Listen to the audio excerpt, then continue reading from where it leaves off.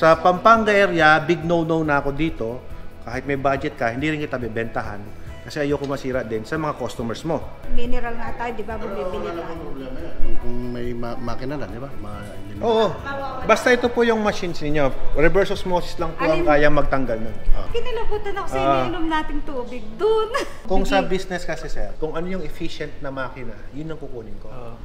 The more na mas lumalaki ang package namin, mas nagiging efficient yung makina.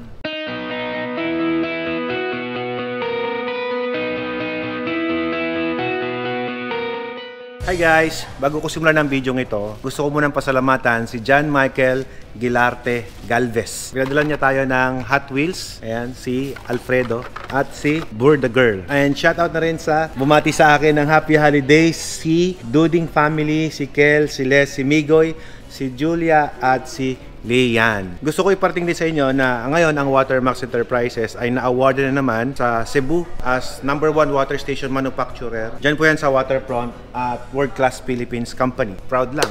At meron nga pa tayong mga bisita ngayong araw. Dito sila, sir. Isa po siyang teacher na kung saan ay nagangarap magnegosyo ng water station. Ayan, boss. Ano pangalan mo, sir? Raymond Elevaso po, sir. Ayan. Sir Raymond, nice to meet you po. Ayan. So, Likewise po. welcome po sa Pambansang Tubig. Kasama rin niya si sir. Ayan. Gusto ko rin kayong i-inform na ang Watermax ngayon ay medyo naghigpit na pagdating doon sa mga requirements natin sa mga permits, sir. Yes po. Sa mga collaterals. Ayan, para updated lang kayo sa mga gustong bumili ng machine dito. Meron po tayong i-required na collaterals every time you buy. So si sir, akala niya malungkot na siyang uuwi eh. Mabuti na lang, kumbaga napagbigyan naman natin ng kanyang request. At package 6 nga yung kanyang binili. O sir, enjoy niyo po muna, no? First time ko po, medyo nahiya ako. Nahiya ka. Siya nga pala si sir, meron din siyang digital printing shop. Yung, anong pangalan sir? Kabsat. Kabsat. Digital Ayan, printing po. parang dekalidad din yan. Di ba? Opo. Gumagawa rin siya ng full sublimation ng mga damit. Yes po. So, kamukha ng sa akin.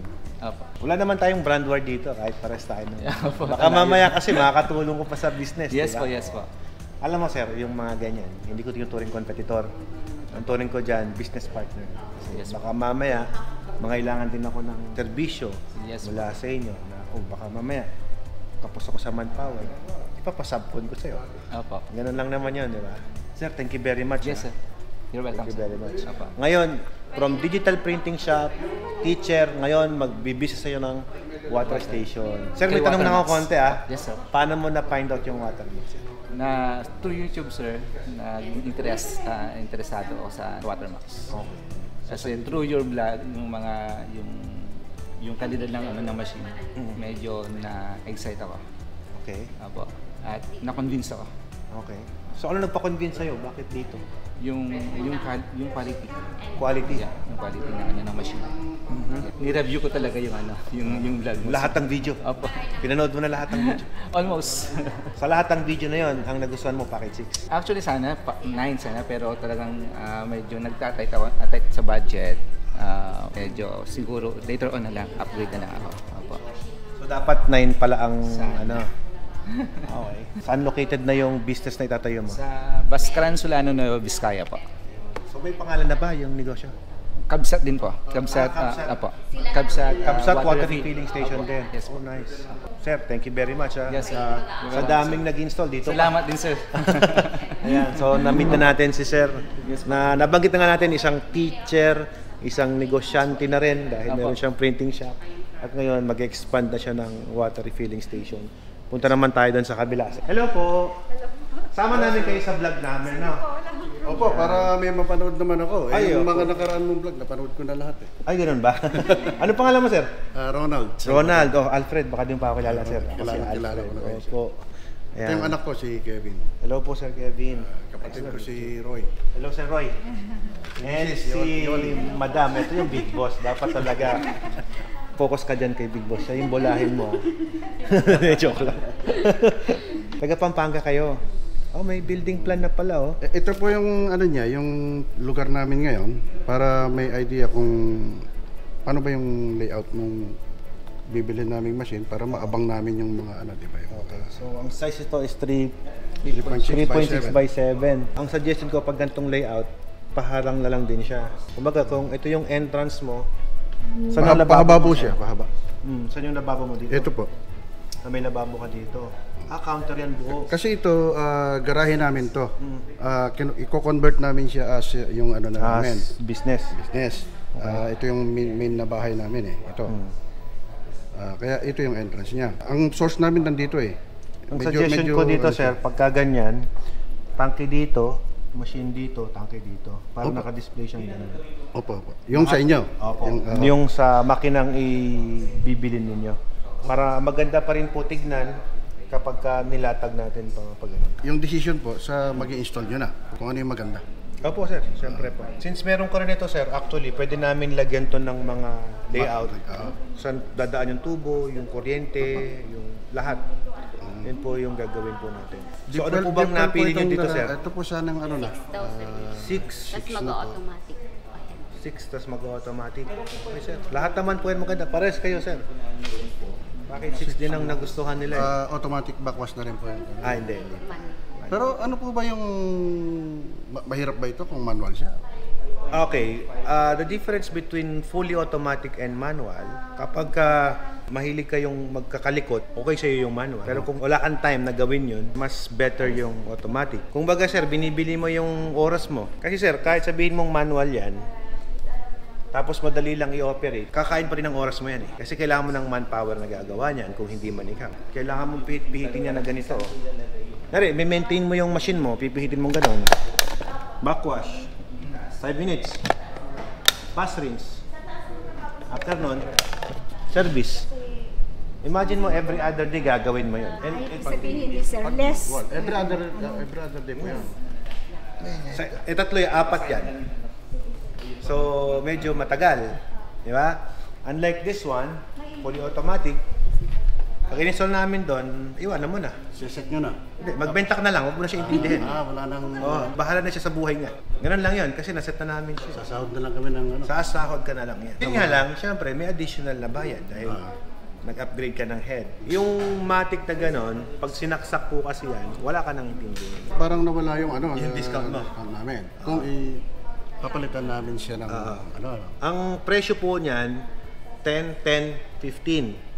So, kung 4 po yan, 10, 10, 10, 15. Yun ang presyo. Kasi per head. So, mawawala na yung discount namin na. Hindi naman nawala. Hindi Nakuha nyo pa rin. Nag-automatic siya. Nag-automatic Doon natin lang. siya kinuha. Oh, yun pala. Pero kung ako sa'yo, sir, dito ka na. Kasi kung kukumpitin mo, magkano na yung budget mo? 280.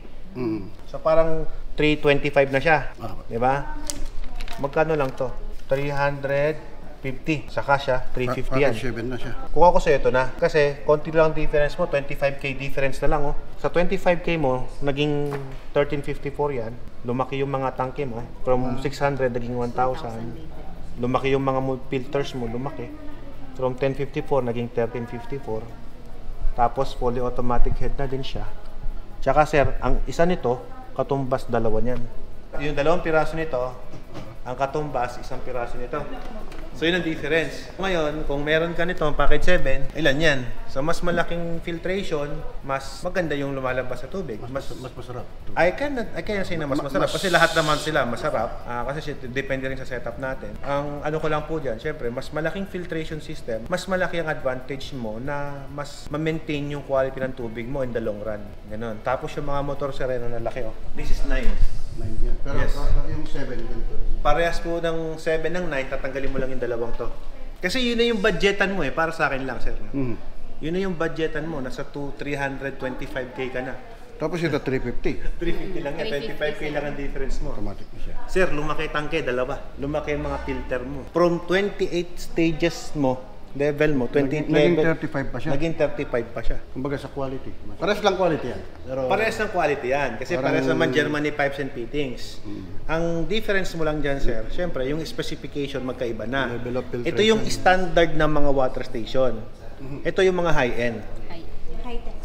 High-end. Ibig sabihin, over na po sa standard ng makikita mong ordinaryong tubigan sa labas. plus 25,000 dun sa package. Sa binibili niyo. Sir, kayo ang nag-decide na i-automatic yon. Opo. Hindi ako. Actually po, inaano namin para wala na ring hassle. Oo. Kaya nga nung una, ang plano ko talaga yung package 3 kasi automatic head Ito yun, dispenser, 3 yan, diba? ito yan. Yun. Ito yun, 3 yan eh. Kaso yung tubig nga namin is deep well. Tapos yung... Sir, ito yung package 7 naka-stainless din, kamukha nito. May takip na rin siya. May takip yan. Hinubaran ko lang para at least kita mo yung loob. Maulit ko lang, sir, yung originally, yung tinitingnan ko, yung package 3. Ano siya? Mineral, ano? Mineral and alkaline po siya. Sa market po, hindi pa siya. Hindi ko siya maisuggest sa inyo kasi taga Pampanga kayo. Malaki po ang chances na makakuha tayo ng contaminated water doon na may Ito po yung dala namin to. arsenic at cadmium. So yun ang hindi kaya tanggalin ito. Kumbaga, hindi ko namimili- sinisiraan yung produkto ko Namimili po siya ng tubig. Opo. Pero nawasak Kasi- kaya niyan. Volcanic area po kasi kayo. Okay, since volcanic area, Pampanga, yung element po na cadmium and arsenic, hindi po talaga kahit tanggalin ito. Ayan, sa mga taga Pampanga, dapat inform kayo na kapag mineral and alkaline po, hindi dapat doon. Or else, padaanin mo sa reverse osmosis para matanggal yung arsenic, tsaka mo ipadaan sa mineral filters. Pero kung ako mismo, ma'am, wala kaming binentahan sa Pampanga area na mineral o alkaline kasi nga, alam ko po, dahil as a manufacturer, alam ko po na hindi kayang tanggalin yung element na yan dahil maliit. Kasi po, ito nilagyan namin ng ultrafiltration yan. May UF po yan. No? Yung ultrafiltration, ang butas po niyan is 0.01 micron. Yung cadmium, 0.001. So, mas maliit na naman siya yung arsenic. So, lulusot po. Ibig po sabihin yung area talaga ng Pampanga, ganun ang Ganun po. testing ng tubig. Ganun ang po talaga. lumalabas. Nagtataka nga po ako, ito po para sa niyo po, alam niyo na po. Sa Pampanga, kapag nagpa-test kami ng tubig doon, sinisingil kami ng 7.5. Ngayon, para sa yung 7.5? 18 parameters kasi. Kumbaga, nire-require nila na i-test yung cadmium and arsenic. So, mataas ang laboratory test ng Pampanga compare sa dito sa amin. Sa normal na... Sa normal. Kasi dito, 4,000, 5,000, meron na Physical and chemical. Pero sa inyo, mas mahal. Ibig sabihin, alam talaga nang nagtetest sa inyo na kayo may contamination. How Pero come malalaman po ito sa test o sa labas? Labas yan. Yung tubig namin eh. Oo, sa laboratory talaga. Kasi Tapos kahit dun- sabihin dun mong yung- malinaw yan, kahit sabihin mong clear yan, kahit alam nyong safe yan, pero ang problema, tasteless kasi ang arsenic and odorless din siya. So hindi mo nalalaman kung may contamination siya o wala. Not unless padala natin sa laboratorio. So yun ang difference. At least nabigyan ko yung idea. Sa Pampanga area, big no-no na ako dito. Kahit may budget ka, hindi rin kita bibentahan. Kasi ayoko masira din sa mga customers mo. Actually, nagandahan ako dito. Yung Siyempre, automatic. pogi yung Tapos gumawa siya. may stainless. Tapos pogi pa yung may-ari. Sir, di ba? Kaya nga Sir, po, di ba kung ano yung gawa, yun yung mukha. kaya nung unay, sabi ko, pwede naman to mura siya. Ayaw talaga namin nagbenta doon ng Nung malaman niyang Pampanga at saka Deepwell, sinabi na rin niya sa akin. Sinuggest niya yung 567. O tsaka pala, additional information lang sir. Sa Pampanga, kapag nagbutas kayo ng tubo, isang tubo't kalahati, yan ang ratio niyan, makakakuha ka ng medyo fresh water, less ang contamination. Pag lumalim ka doon, lumilinaw lang siya, pero lumalaki yung chances na kakakuha ka ng arsenic. Apo, kakaiba, di ba? So at least para alam nyo lang sa mga viewers din namin. Ganun. Kakaiba. Kaya nami-mislook yan ng mga bumabaon ng gripo. Kasi sila, syempre, baon ng baon, di ba? Pero yung Pabaon na. natin, ano siya, di ba? Ilang tubo, Kevin? 5. Lima po. So, yung 5, malaki ang chances na mas malaki ang contamination niya. Yep. Hindi natin. Hindi nyo alam. Kasi hindi kayo pumunta dito. Dapat pumunta kayo dito para alam nyo. Joke lang. Gawin, nakapagpabaon na kami. Hindi, ando na yon. Huwag mo nang hugutin yon. Kasi pag hinugot mo yon, tataas naman po yon. Dapat pala Kaya dapat po, bago tayo gumawa ng deep well, or mag-drill, kumukuha tayo ng permit sa NWRB, National Water Resource Board. So meron po tayong ahensya niyan na pwede kayo mag-inquire doon. Ano yung altitude, yung lalim, na gagawin nyo, yung project nyo, gagawin nyo ng report, ganun po siya. Pero usually po, doon sa lugar namin, ganun siya. Ganun ang tubo. Doon siya nakakakuha ng Oo nga, magandang kaya tubig. nga lang po sir, alam ko po na ganun. Kasi nga po, even yung gumagawa ng poso, hindi naman alam yun. Kaya lang alam ni Watermax yun. Ako, napapanood ko sa vlog mo yun eh. Napapanood ko sa vlog mo yun. Kasi yung gumagawa ng drill, hindi alam yun. Hindi alam. Pero sa totoo lang, alam po yan ng DOH doon. Kasi sila mismo nag-required eh. Magtataka ka na eh. Bakit they required na 18? Inom namin tubig. Oh my ngayon po, God. Ang ano po, ang arsenic po at ang candinom, hindi naman po siya nakakamatay agad, pero cancerous. Saka hindi pa naman natin niinom yung tubig na yun eh. Pinanghuhugas lang natin ngayon. Gagamitin lang natin pang inom yun pag may machine Hindi na. namin mineral nga tayo, di ba? Bumibili tayo. Problema yan. Kung may makina na, di ba? Ma-eliminate. Oo. Basta ito po yung machines ninyo. Reverse osmosis lang po ang kaya magtanggal nun. Yung walang reverse osmosis. Ito walang reverse Ito, hindi osmosis kaya. to. Oo. Wala yan eh. Wala yan. Yun yung sinasabi ko po sa inyo, nasabi ko kanina, kahit may budget po kayo, hindi ko kayo bebentahan ng machine na to, kahit benta na, ayoko pa rin bentahan. yun. 7 or Yung any 4, package 4, pataas. Anong package yun, sir?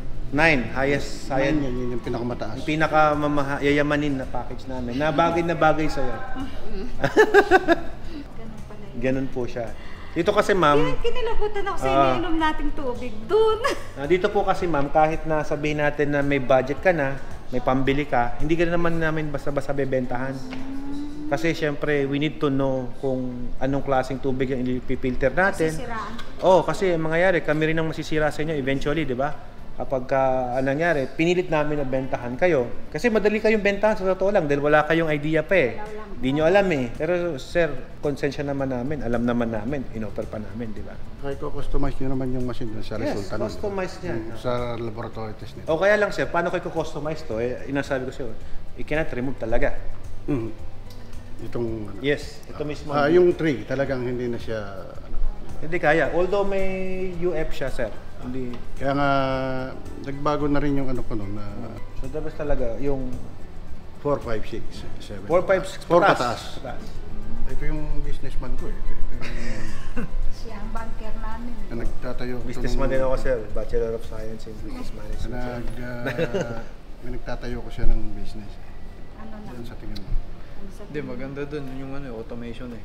Wow. Automatic naman to. Saka yung malaki na yung tangke niya. Pero Saka sir, yung high-end nga paglinis ng tubig. kung sa eh. business kasi sir, kung ako tatanungin mo sir, kung sa business, kung ano yung efficient na makina, yun ang kukunin ko. The more na mas lumalaki ang package namin, mas nagiging efficient yung makina. Kung ba't sinasabi kong mas efficient, sir, mas matagal ang lifespan ng mga filter nito compared dito. Ay, itong ano, itong... Oo, syempre, high-end yan, sir. Halimbawa sa maintenance kayo pa rin tatawagin natin. Ay, syempre, huwag kayo tumawag ng iba. Pag tumawag kayo ng iba, sisiraan lang naman nila yan eh. Ang sabi nila, ay, dapat may ganito, ay, dapat may ganito. Anong reason? Gusto makabenta. mawawala na yung service warranty na Yes, time. oo, Diba? syempre. Lifetime na tayong ano nun.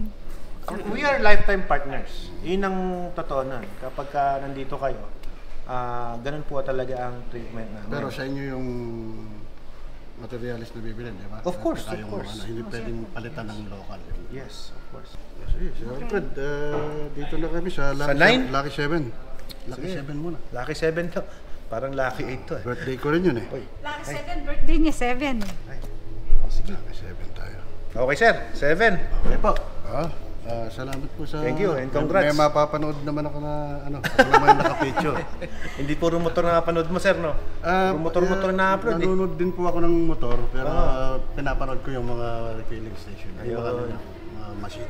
So, yun na nga mga guys, tapos na ang ating araw ng transaksyon. O, tingnan naman tayo. Marami na naman tayong na-deal. Lahat ng product na meron tayo, nabenta na naman natin. So, maraming salamat. Alam niyo na kung sino kayo.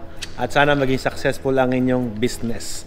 Again, this is Kuya Alfred, ang inyong pambasang tubig, Splash.